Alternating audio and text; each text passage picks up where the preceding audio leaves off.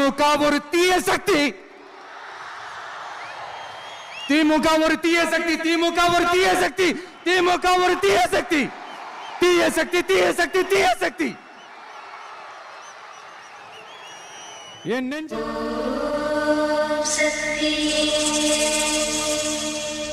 தீய சக்தி. திமுக ஒரு தீய சக்தி. திமுக ஒரு தீய சக்தி. தீய சக்தி, தீய சக்தி, தீய சக்தி.